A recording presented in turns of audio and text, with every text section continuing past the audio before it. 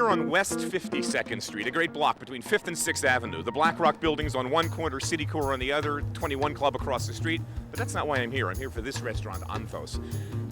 One of the great restaurants to open in 2007. The team is Michael Salakis in the kitchen, Greek-American from Long Island, self-taught, fantastic chef. He's really pushing the envelope with Greek cuisine. His partner is Donna Arpeia, who's just a pip. I love her. She's one of the very, very few women in this business that's an operator, an impresario, if you will. A lawyer by training, a restaurateur by breed, and you'll see what I mean when we go inside and talk to them. I'm a real fan of this restaurant and of this team, so stay right where you are.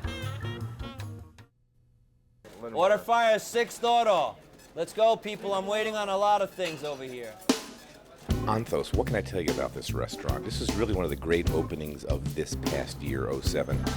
Tremendous amount of talent. Michael Salakis and Donna Arpeia, he in the kitchen, she in the front of the house. And what they're really doing is reinventing Greek food. What's happening here is they're taking Greek cuisine to a place it hasn't been. I honestly don't think there's a restaurant like this, not just in America, but I'd say there's not a restaurant like this in Greece. He's been reviewed in papers in Athens. He's got Greeks coming over all the time.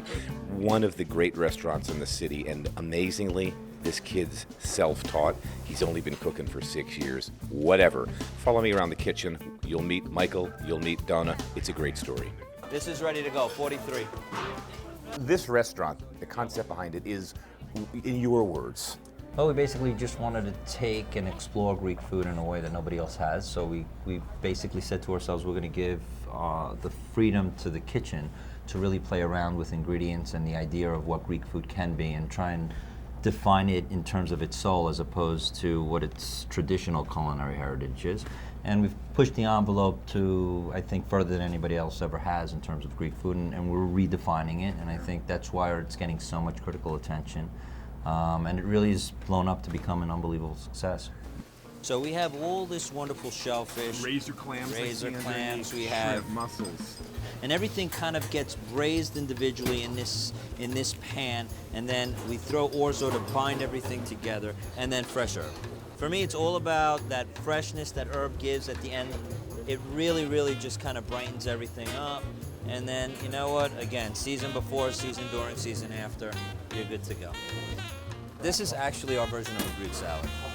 So, Deconstructed and put back together. yeah, basically, I mean, you know, Greek salad really in the mountains, especially in the mountain villages of Greece, they don't really have lettuce. It's not really a lettuce kind of thing. So what we basically have is a lot of vegetables. We've taken it a little bit, we've taken it a little bit to the extreme. During this time of the year, we're using some root vegetables. There's turnips and beets, romesco. This vision of, Americans think, what is this Greek food? It's this other Mediterranean cuisine. We know Spanish, we know Provençal, southern France, we serve Italian French, we know Italian, regional cuisine. Greece is this other thing over there, but, in a way, similar repertoire. Fish, olive oil, citrus. Yeah. It's a little bit difficult for people to understand because... Especially the Greeks that come in. Yeah, because I think... That's the hardest. I think, what we've done here is kind of like what Mara Vitale did for Italian food and what the Spanish chefs right now are doing for Spanish food. This dish is really about fennel and about cod. So we have fennel in a couple of different ways we have. Okay, so it's octopus. We're roasting it in the oven, and then we smoke it. So what we're doing here is we're mimicking that flavor of the char grill that you would get on the ocean beaches and on the island of Crete, like when I was younger. And then we have just a salad of some pickled chanterelles, some pickled pearl onions. This is just a little bit of smoked sea salt to reinforce it all, and then a fennel puree on the bottom of the plate. What's the confit on the top? This is cured lemon that we fry, crispy. Writers used to laugh because I used to tell them the easiest way for me to explain it is the blindfold mom test, and that would be like, my mother is this Greek lady who will only eat Greek food. She never had Asian food in her life. She just won't go there. And so for me, it was like, if I blindfold my mother and say, eat this, and she eats it and doesn't spit it out, then it's good. It's Greek. And kind of, in a sense, that was the logic behind this food. It's like, let's take this Greek ingredients, let's use these flavor profiles, but let's not just limit ourselves to what we've exposed New Yorkers in terms of what Greek food is. So we broke the spanakopita boundary, we broke the gyro boundary, we broke the souvlaki and the pastitso and the moussaka and all this other stuff, and we said, listen, you know what? It could also not only be that, but it could be fine dining. It could have the elements of service and the wine list and the ambiance and all these other things that define haute cuisine, the John George experience, the this experience, the that experience. And that's what you get when you come here. And it's really very interesting because it's really the first restaurant in the entire world. that ever really looked at Greek food, not only for the food and pushing that, but also from the service end of it, and say like, this is truly a fine dining restaurant. From a service perspective and from a front of the house perspective, it was a really difficult challenge because, like you said, we're doing something. People look at the menu and they say, "This isn't Greek. What is this? You're not Greek. God forbid. It's Why are very you weird, here?" You know, we have non-Greek wines on the list. I you know, that whole always thing. get that question. You're Italian. Why aren't you just opening an Italian restaurant? And I mean, I have an American restaurant. Greek is so close to my Especially area where of she's Puglia. From the south, which, But- I mean, you drive around. Yeah. Puglia, Once people They- taste the food and they love it, and then they'll come back. But to get them to, explain the ingredients, it's very foreign. Like Italian food, it's been here for so many years as a frame of reference. Yeah, So when reference someone points are all familiar. twists it around, it's okay. But when he twists it around, there's no frame of reference for non-Greeks. This was just outstanding. Thank you. And I didn't pay him for this at all. And people, thank God for the press. They explain it. If people read about it, they'll come in with the reviews, and then they'll have the courage to try it. Marco, you're giving me 2 Juvenci camarones no huevos, right? Let's go, man. Okay, so this is roasted Arctic char over root vegetables. It's like a stew of root vegetables, pearl onions, and lentils. This is halloumi cheese that's been hydrated and then microcreamed. So it's one of those cheeses that American chefs are really starting to find and play around with. So these are what we call lucumades. It's kind of an interpretation of a really traditional dish that my mother again would make. I know I talk about my mom a lot. Usually they're just like these really light, doughy, kind of fried little, they're not really donuts. These are a little bit more dense. Yes, yes. With a little bit of honey and some powdered sugar and a little bit of cinnamon on top. So what we've done is kind of played around with that a little bit. This represents the honey aspect of it. So it's like a honey that we just bring all the way down until it caramelizes. It's a lavender honey, very, very aromatic. And this is a dipping sauce for the donuts themselves, which represents again that honey that would be normally drizzled on it. Your background, Greek American, Long Island, didn't go to cooking school. We don't like to talk about the fact that we're from so Long funny, Island, yeah. but people just keep bringing it Hey, up. I'm from Jersey, so never come on. ends. Throw stones at me. Not that we're skeleton. anti-Long Island. Not I that don't want there's hate anything wrong letters. with I don't it. want any hate letters. No, it's funny. I mean, we met each other out on Long Island. I was in a little restaurant that I had there that I owned for many, many years. I was a front of the house guy. I ended up one day, I've said this story 100 times too. One day the chef didn't show up. I said, "What's going on?" I was really in a state of panic, and basically it was a big black day. I mean, now I could laugh about it, and we laugh about it all the time, but back then it wasn't such a funny thing, and it But it was the start of your It future. really was. I mean, sometimes things happen, Yeah. and life takes you on a whirlwind ride, and that was about 6 years ago now that black day happened, and that black day became a very sunny day, and we So met. the chef doesn't show up, and you were working front of the house, so you just went back and started put an apron on and started like peeling me, carrots. But then he went into the back and put an apron on. Yeah. Yeah. I mean, it really was like, you get frustrated and you say to yourself, and we talk about this all the time, it's like an you're the owner of this restaurant. And all of a sudden you have this guy that we call chef. And, he really is like a very important person. And, all of a sudden one day he doesn't show up. Yeah. And you say to yourself, oh my God, like, You're look at what beholding. this guy has done to me. And, I'm the one taking all the risks. I'm the one taking all the chances. I'm the one that's, putting up all of this money and all of this time and all of this energy. And then poof, he's not there. You're held hostage as It's an owner. really, and it's terrible because, restaurant industry, you've been in it, you know what it's like. And, we're so close to one another when we work in this business, and we spend so much time with one another. And it's, it's like I see Donatello more than I see my wife or my children. Yeah, well, this is the business. And this is that, and that's the commitment that you make. That's the sacrifices that you make. I mean, and the people that leave this industry usually don't leave it because they don't love what they're doing. It's just the sacrifice on the other end is so high. Yeah, there you are. Case in Kids, point. my kids. That after a while, it's like, what? It's not worth it. And you hear that over and over again. It's like we're junkies, and that's what ends up happening. It's like you're a restaurant It's junkie. hard. It's like a fever that you have. It's a drug. Because it's 6 days a week, if Yeah. not 7. It's 12 hours a day, if not 14, and And- it's labor intensive. and to It his- never ends. And it to his never point, ends. I mean, the reason why I partner with chefs, I would never own a restaurant without my chef being the partner, because he has to be invested just as much as I do. Do you have an alternative? It was better. No way. You don't have taste when it comes to these things. No. We're trying to pick the uniform for the new restaurant. It's very difficult. Every decision we labor over. You know, there was 2 reviews this year. Frank Bruni's huge. New York Times, you can't escape it. Very, very big. The biggest, I Yes. mean, like it or not, the 900-pound gorilla in this business. You wait for them to come and you pray. Yours and Insieme, I thought, were 2 restaurants that he really just got wrong. And in a way, you paid a real price for just stuff that wasn't on the plate, stuff that wasn't about the service. The carpeting, the look of the room, Right. the fact that Insieme is on 7th Avenue and faces the Winter Garden Theater. Yeah, hello! I mean, we should thank you for being here. We should Well, thank them for being there. You know, it's tough because I think one of the wonderful things about our package is that I have this like foodie edge to me, and Donatella has this really sexy style to her. And I think when you look at that package, although it's wonderful in certain scenarios, it also came to hurt us a little bit because there's a certain expectation that the restaurant community and the critical community has when her name is attached to it. So now we're building a restaurant that's my restaurant, but we're partners. But in a sense, like I said earlier, it was like Donna was Donatella's restaurant. I kind of wanted You know to what I mean? defer to his style, and I wanted it to be more modern and cerebral and clean line. I didn't want And I didn't want the masculine, press to talk you about know. what plates I chose. I I mean, wanted them to talk about his food, and that hurt us. But you know what? We learn, and it's okay. We keep evolving. We're learning.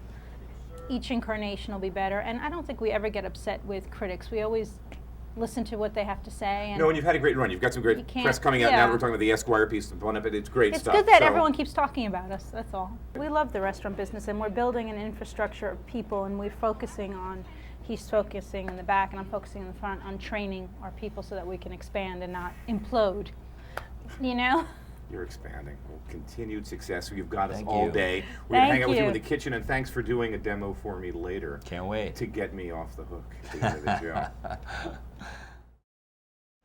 Normally at the end of these shows, I know, I'm supposed to do the demo, but this is his thing, man. I love this restaurant. I'm a huge fan, and I just thought, you know, we're going to cut to black, come back into my kitchen at Viking, and I'm going to make something that I'm going to be going, did I really represent you? So no, we're in the kitchen here at Anthos with Chef Salakis, and I just said, you know, the kind of stuff I do at the end of the shows is simple. It's straightforward. It's stuff people can do at home.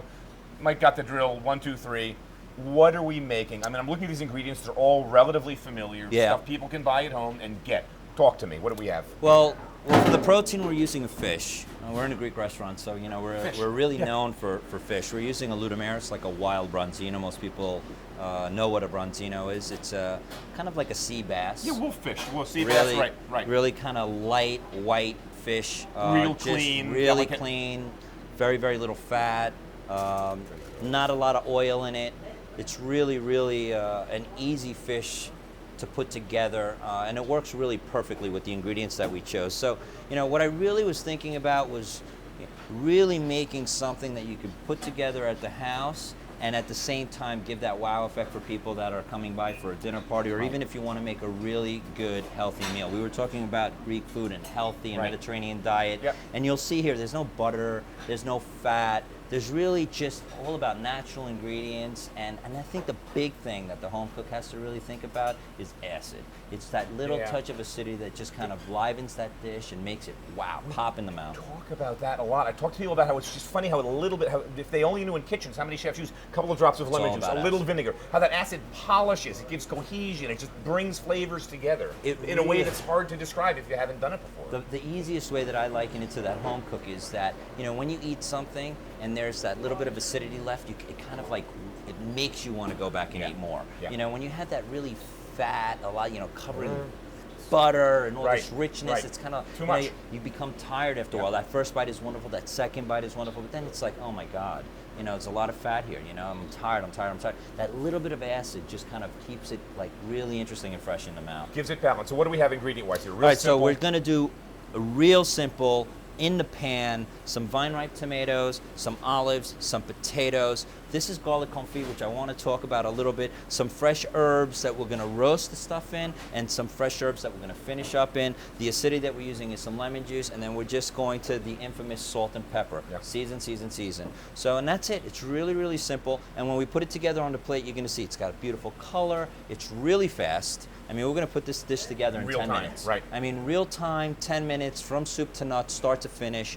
But I think the big thing here is this garlic confit. Talk to us, because we're not going to see that made, but it's really simple. How do you make garlic confit at home? It's just about garlic. You get the garlic, you peel it, you put it in a something that you could put into the oven, and you cover it with some olive oil, and then you season it with whatever you really like. You like fennel, you like bay leaf, you like star anise, you like clove, whatever you want, whatever you feel like really kind of floats your boat. That's what you throw in there. 350 oven? 350 until it starts to get soft. Should take about 45 minutes or Covered. so. Covered with a little bit of aluminum foil. If you have a cloche, even a cloche, Right. whichever way you have. And what the beautiful thing about this is, like you were saying before, on mashed potatoes, mashed into mashed potatoes, spread it instead of, serve it with bread instead of butter Right. on a table. Drizzle People it on are a like, lean piece of "Wow." meat. Drizzle it on fish. Just keep it as a condiment. It's really a condiment, and the great thing about this is the residual, which is that really intense flavored oil. And that you use to finish things with. And we're going to use a little bit of that to just dress the fish when it's all said and done. And that's basically it. Really, really simple, really, really clean, really, really neat. Almost no fat in this. The only fat that we're using is a little bit of olive oil. Which is a here. healthy oil as they go. Healthy fat. Yeah. Omega-3 and we good all oil. know it's like one of those things, you know, it's great for your arteries, it lowers your cholesterol, it's good for your blood pressure, no. My mother used to feed me a spoon of olive oil as a child every day, this old kind of way of thinking. Around, it's in the Bible. I mean, people for the skin, I mean, olive oil, forget about it. I mean, It's the really, olive oil really- counts with the promo, but it's great stuff. And Great that's stuff. the only lipid we're going to see. That's it. The only fat. Fish That's is it. lean, a really lean fish. All right, so we're gonna start off with actually this fish. If this was, you know, at home, I would just leave it alone. This is a nice belly. Right. If you have no issue with bones, just throw it on the grill, man. Go whole. You know what I mean? Yeah. Whole, and it's just so much nicer. I know. It really, really is. But you know what? It's nice. It's clean. What we're basically gonna do is just season it. That's one thing that, you know, that home cook. I remember Danielle's cookbook when I first started cooking, because I never went to school, so I was teaching myself by reading. It said season before, season during, season after. People don't get it. It's that get that kosher call, get the sea salt, give it a big snowstorm, Get and it keep in going. there. Get it in there. People are get just it in afraid there. of salt, but They're it's like afraid. it's the ultimate flavor amplifier. It really, really is. And that's, you know, our big secret weapon, if I can call it that, is seasoning. Right. And you know, I mean, you've worked in kitchens before. You know it's seasoning. You know it's the stocks. You can see them boiling over there. And it's really, when we're talking about depth of flavor and really trying to get the most out of the protein, it's all about the seasoning. Yeah. So All right. we're going to get a Go. little char on it. We're going to get the smoke from the grill, and then we're going to play with this a little bit. It's going to be really, really All right. quick. We have a little bit of salt here. We're going to season with a little bit of salt. And we're going to go both sides. Please use some fresh black pepper. Fresh. None of that store-bought stuff. It's just not the same. Now, another thing that we didn't talk about was drying out the fish. You know, to get something, fillet it and let it sit in the refrigerator so that skin can get really, really dry. When you talk about crispy skin, Right. that's when it comes about. And this is one of these fish like black sea bass, you like touch rouget, where that skin crisps up. so striper. great. It's so delicious. So delicious. Yeah. You know, and it has that little bit of fat underneath In between it, because that's in the only, between. yeah, between the fat and the skin, it's because that's where it And grows. that's, yeah, Yes. and that, you know, now you're going to get that grill to heat that up, and it's Yeah. going to just kind of marinate in itself, you know. I love It's it. almost just basting. love So it. we're going to All right. season both sides because we want that skin. We love that skin. So we have a little bit of salt and some pepper. Okay, and now basically all we're going to do is we're just going to take a little bit of extra virgin olive oil, just a little bit, and we're going to just throw it right on the got it. grill. So now back into the pan, we're going to take a little bit of that same extra virgin olive oil, get it down there on the bottom, get the pan a little bit hot. We're going to put the potatoes in first to get a little color on it. Just want to move this fish a little Yeah. bit.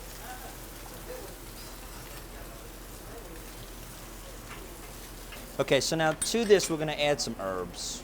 I have some oregano here. I have a little bit of rosemary and some thyme.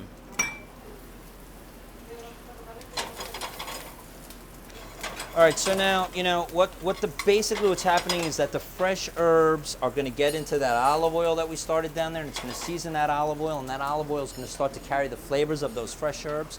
And we're going to talk a little bit about some tomatoes, that we're pulling off the vine here, really nice and delicious. Okay. And I think at about this point, we're gonna add some of those garlic confits to let that kind of release its flavor. And a couple of shallots. Okay, so what I'm gonna do is just break these tomatoes up a little bit with my hands. This is a really rustic kind of dish. You want that tomato liquid to go into that pan. And then we're gonna add some olives.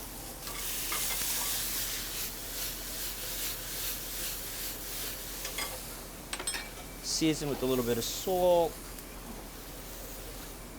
a little bit of black pepper, and we're just gonna finish it off with a little bit of fresh lemon juice. So what's gonna happen is that you're gonna get that acidity of the lemon is gonna actually create like a pan vinaigrette, like this warm vinaigrette, and it's gonna bring everything together. So you have this like really warm kind of almost potato salad with all these really like very healthy kind of fresh ingredients. And then we're gonna plate. We have a nice platter. We've taken this, let's shut this off. Okay, so we're gonna take our little warm potato, tomato, olive salad. We're just gonna distribute it on the plate, nice, nice. And again, it's a long fish, so you wanna make sure that you get the salad to go all the way out so that we see a little bit of it peeking here and there. All right, so that looks great to me. Now we're gonna take that fish and we're just gonna throw it right on there. All right, and again, that acidity that I was talking about, let's get another little fresh lemon juice squeeze on top. We're gonna take that wonderful garlic confit oil that we spoke about also and just drizzle a little bit of that. And then just to give it some bright freshness, we're gonna take some fine herb and just kind of throw it right on top there. Would you like to try it? Comes a time in every show when the crash test dummy has to eat. So yeah, you've just got parsley, dill, a little chervil here, your basics. You know, this is my kind of food. This is the way I cook at home. Just simple. It's really about fresh. You Yeah. know, find Yeah. that fishmonger that really Gets great- gets that really great fresh stuff, that it's- local stuff. And you know, here you go. You got this light white flaky it's fish. beautiful. If This you is off make the head. a nice salad, and you're good to go. It's just some crusty bread, a nice salad, and it brings those Mediterranean flavors out. And you know, again, we're talking about almost no fat on this. I mean, this is a dish that really is healthy oriented. Oh, got an olive bite in there too. Oh. So you got the Beautiful. brine of the olives, and we have this a Greek wine here, a Cirtico, which is a varietal that is indigenous to Santorini, down to Santorini. It's a volcanic island, so it's a lot of mineral in that wine. Is that the one with the black sand? Black sand. Yeah.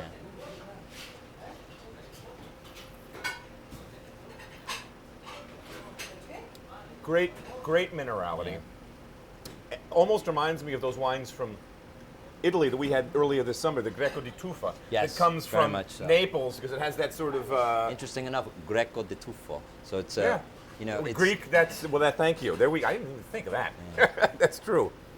Wonderful combination. Chef, thanks. I mean, this is great. This is perfect. Now we're not going to see this tonight at your restaurant, but this is your idea was to sort of simplify. You know, give me kind of a. you know, even Your I mean, cuisine that we could do at home. You know what? It's really when I cook, and maybe it's because I wasn't schooled as a chef and I didn't go to culinary school. When I'm cooking at home, it's not so much about like this cerebral attempt at trying to show people what food can be. It's really about gathering my friends and my families and sitting down and eating food that just tastes good and that's healthy and that's, you know, just fun and we can put together quickly and not have a big mess, because it's more about the company than it is about like necessarily Right, the process. the process. Great ingredients, don't get in the way, prepare them simply, stuff you're comfortable with. Great recipe, thank you so much, and we look forward to continued years of success here and with your with what you're doing with Donna. You guys are a great team. Yeah, we're having fun. Yeah, it shows. It's having great, fun. great restaurant. I can't recommend it Thank enough. Anthos, 50 seconds between 5th and 6th. Well, you've seen the food, and now you've seen a Redux version of it for home. Best of luck, Michael. Thank you very You're a much. great guy. Thank you.